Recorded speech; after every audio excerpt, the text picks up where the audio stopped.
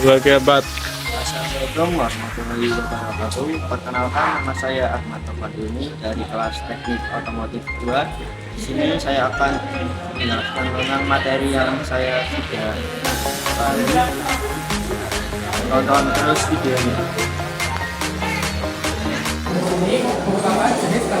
Kompresor angin berfungsi untuk mengambil udara atau gas dari sekitar yang kemudian akan diberi tekanan di dalam tabung lalu disalurkan kembali sebagai udara bertekanan.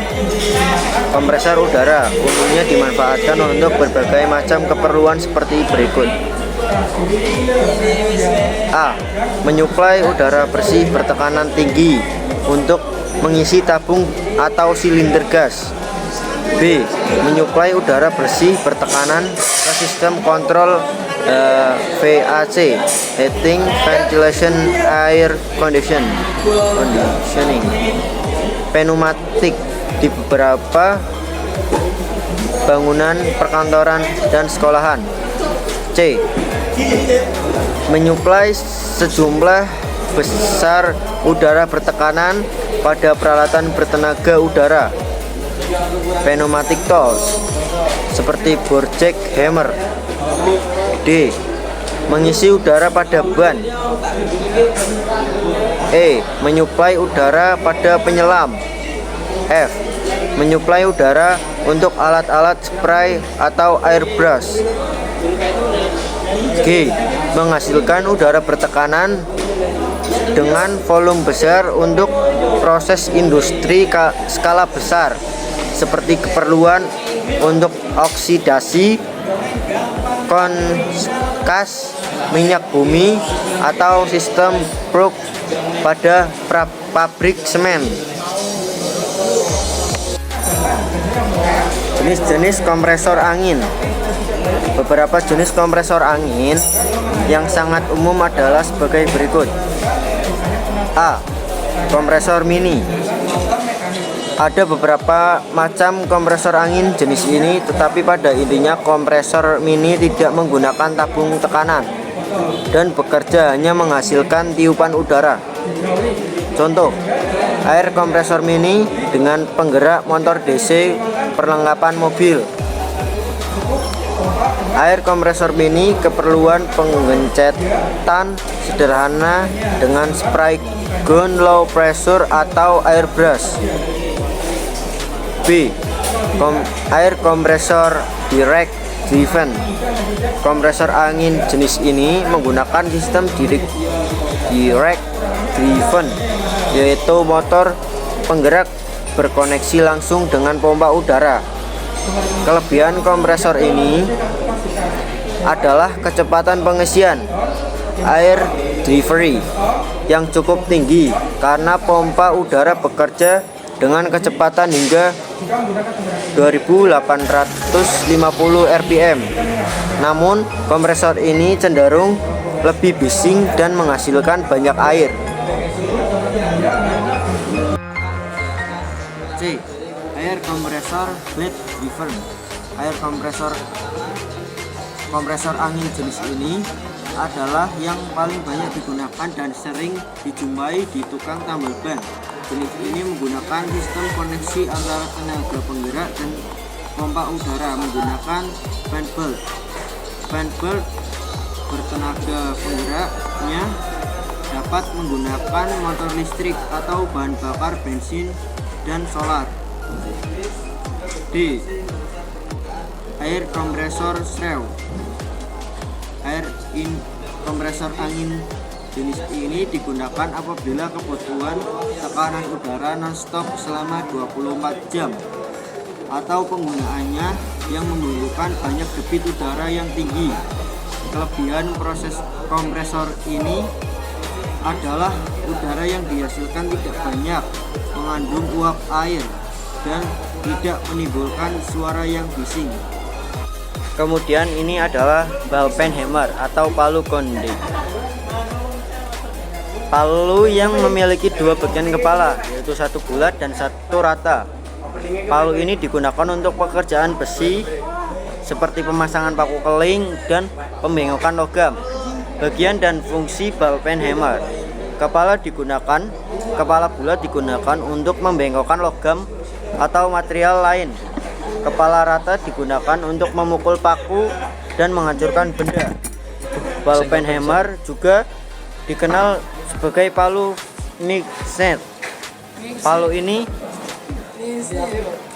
berbeda dengan palu coarse pen, palu diagonal pen, palu point pen, atau palu kisel karena memiliki pen hemispherical.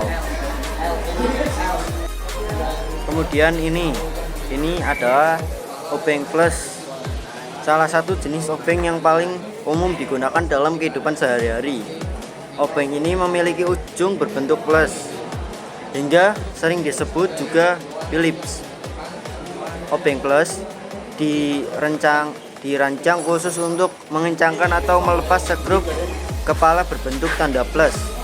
Alat ini sangat berguna untuk berbagai keperluan, mulai dari perbaikan rumah hingga perakitan furnitur. Apa itu obeng plus? Obeng plus adalah obeng dengan ujung berbentuk plus, dirancang untuk masuk ke dalam kepala skrup yang memiliki bentuk salib. Obeng plus tersedia dalam berbagai ukuran, mulai dari kecil untuk skrup mini hingga yang besar untuk skrup yang berukuran sedang. Bagian-bagian obeng plus. Ujung tip. Bagian ujung obeng berbentuk plus dirancang untuk mengencangkan kepala skrup yang memiliki bentuk salib. 2. Batang shaft. Bagian ini panjang yang menghubungkan untuk dengan pegangan, biasanya terbuat dari baja yang kuat agar tahan lama. Yang ketiga, pegangan atau handle. Bagian ini dipegang oleh pengguna.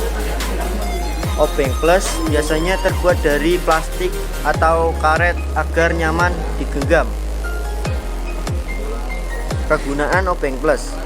Obeng plus digunakan untuk mengencangkan atau melepas skrup kepala berbentuk plus, merakit, memperbaiki furnitur seperti meja, kursi, dan lemari,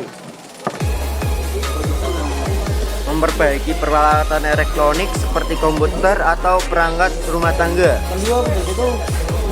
Pekerjaan rumah tangga lainnya yang melibatkan skrup. Keuntungan menggunakan obeng plus. 1. Mudah digunakan. Ujung yang berbentuk plus memudahkan pengguna untuk mencengkram skrup dengan kuat. Tersedia dalam berbagai ukuran.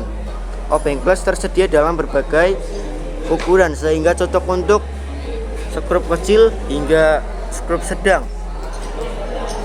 3. Serbaguna. Dapat digunakan untuk berbagai keperluan, mulai dari perbaikan rumah hingga perakitan furnitur. Kekurangan obeng plus.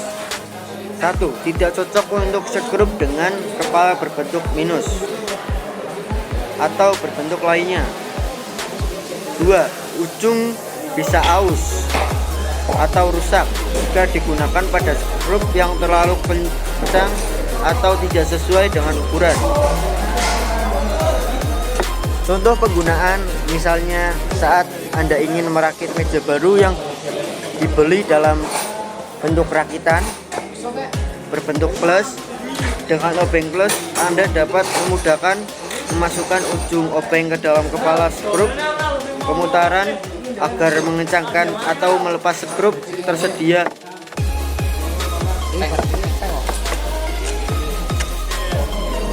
Dengan obeng plus, Anda dapat dengan mudah memasukkan ujung obeng ke dalam kepala skrup dan memutarnya. Untuk melepas skrup tersebut, obeng ini juga sering digunakan untuk memperbaiki peralatan elektronik seperti membuka casing laptop atau memperbaiki kipas angin. Kesimpulan dari obeng plus ini, obeng plus adalah alat yang sangat berguna sebaguna untuk berbagi keperluan, terutama yang melibatkan skrup dengan kepala berbentuk plus dengan ujungnya berbentuk salib dan pegangan yang nyaman.